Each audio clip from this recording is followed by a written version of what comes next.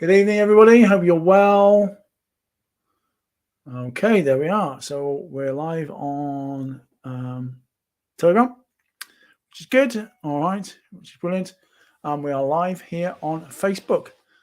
Let me just get that over there so I can see if anybody joins and asks any questions. As always, thankfully, terrible that. I've had some questions come through, which is brilliant, and ready to answer some questions. So as you said, unmasking your triggers. That was today's video, okay, that we covered. All right, and hopefully you find useful. Triggers are that point in ourselves we struggle with, okay, because when you think about the emotional eating cycle, you have a trigger, okay, then you've got the feeling, you've got the behavior, then you've got the guilt, the shame, which then become triggering again. And when you think about this, it's some of the question I had is, I want to come up. What's a binge eating trigger? Okay, well, in the training we talk about this. It can be any situation. It could be an emotion. It could be thought. There's emotional triggers. There's physical triggers, environmental triggers. Okay, situational triggers.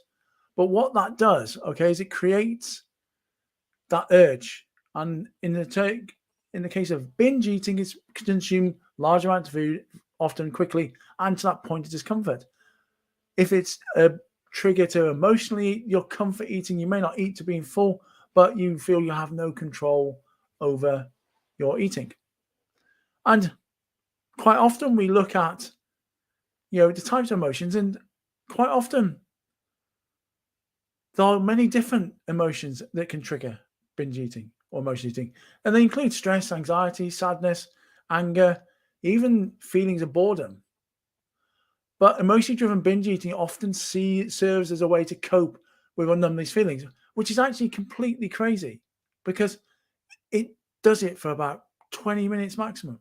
And then you get into that cycle of shame and guilt that triggers and goes round and round in circles. But quite often one of the questions is, well, hold on, what about positive emotions? And okay, while it is more common to eat in response to negative emotions, positive things like excitement or happiness can also trigger binge eating in some people. And this is actually known as celebratory or reward-driven eating. So and moving along from that, what about psychological factors? And it is true that depression, anxiety disorders, PTSD can increase that risk of binge eating. But also feelings of low self-esteem or body dissatisfaction can trigger it. But this is the interesting thing about these things, okay? Because if you have low self-esteem or you're dissatisfied with your body, it's actually counterintuitive to binge eat because you're going to make the situation worse. Which is why it's important to really think about what's driving this behavior, okay? And I said in the training and there are the worksheets that go with it, it's worth just looking at them. In fact, let me just bring them up and we'll cover that now. I've got about 3 more questions to go through in case anybody's got them. I've got 4 questions here that have come through, which I'll do. Let's just bring this up, which is the whole process of this. Right. Okay. We are...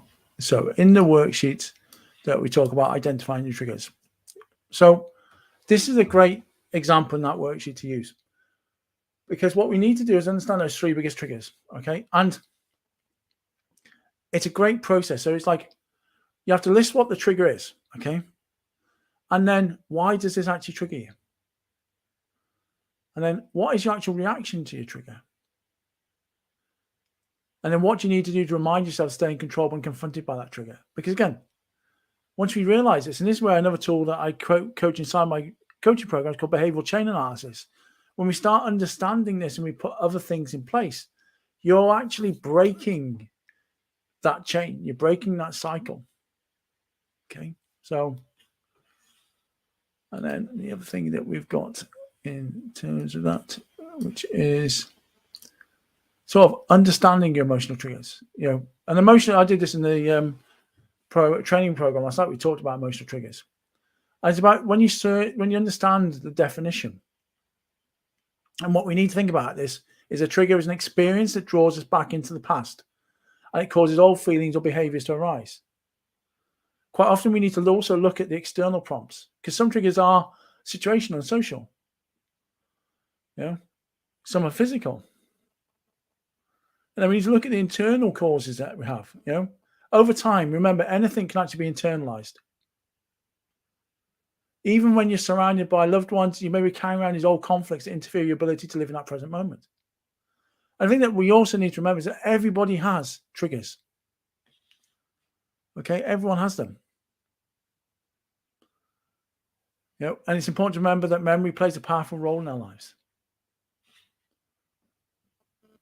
So how can you actually help deal with this? Well, again, we listen to train. Keeping a journal, okay, tracking your triggers is actually the first step of mastering them. Because when you can understand the time, location, the date, how you felt, what was going on, you're going to see a pattern. And then actually start challenging yourself. The key to change is actually placing yourself in difficult positions and being open to doing something new and more constructive. And know your capacity as well. We always try to go at the pace of everybody else, but actually go at your pace. All right. So again, really important that we sort of look at them. But again, the worksheets in the training gives you some sort of time to go through that. All right. So the questions I had, another question I had was stress. Now, stress eating. Stress can lead to overeating because it triggers the body's fight or flight response, which actually then increases the cravings for high-calorie foods.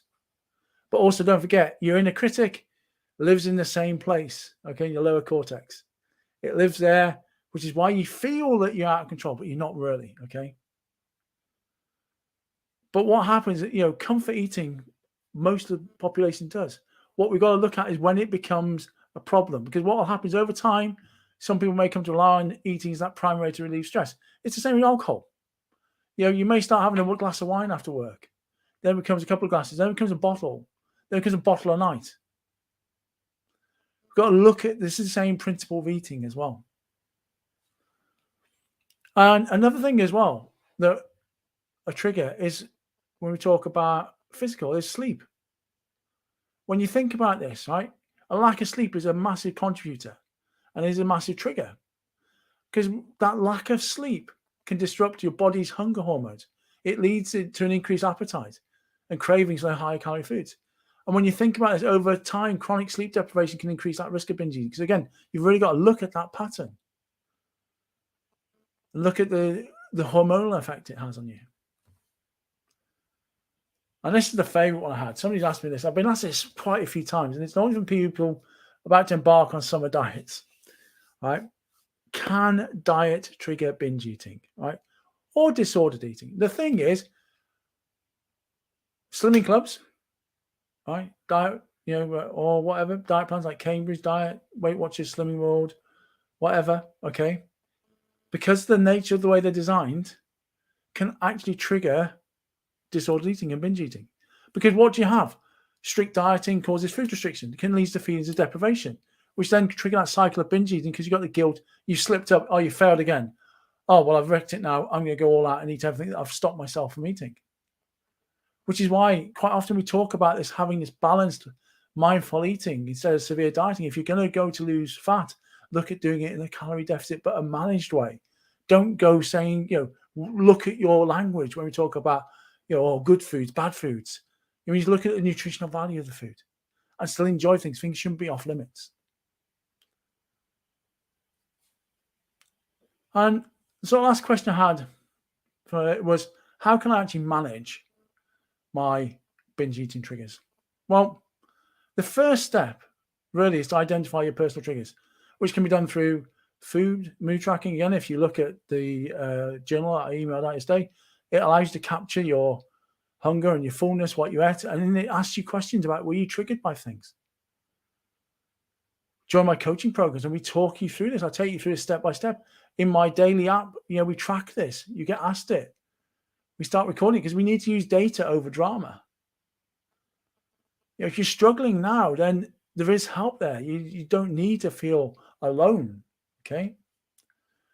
But once you're actually aware of your triggers, you can actually work on developing the healthier coping mechanisms, such as, like we talked about, mindfulness, engaging in regular physical activity, seeking the right support, getting coaching and help. Again, are really all important tasks that you can take. Now, just checking if there are any questions in Facebook. Can't see any. That's all the ones I've had sent through to me today, I think. Just check.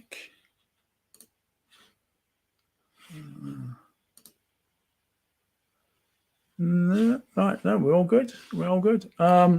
If you do have any other questions, okay, just drop them in the Telegram group, okay, under the questions, and I'll answer any questions you've got, and I'll cover them on the videos, all right? But look forward to seeing you tomorrow morning, day 3, okay? Email will be sent out, and I'll be here tomorrow night at 7 p.m. to answer any questions that you may have. All righty. Have a great evening, and I'll see you all again tomorrow. Thanks very much. Bye.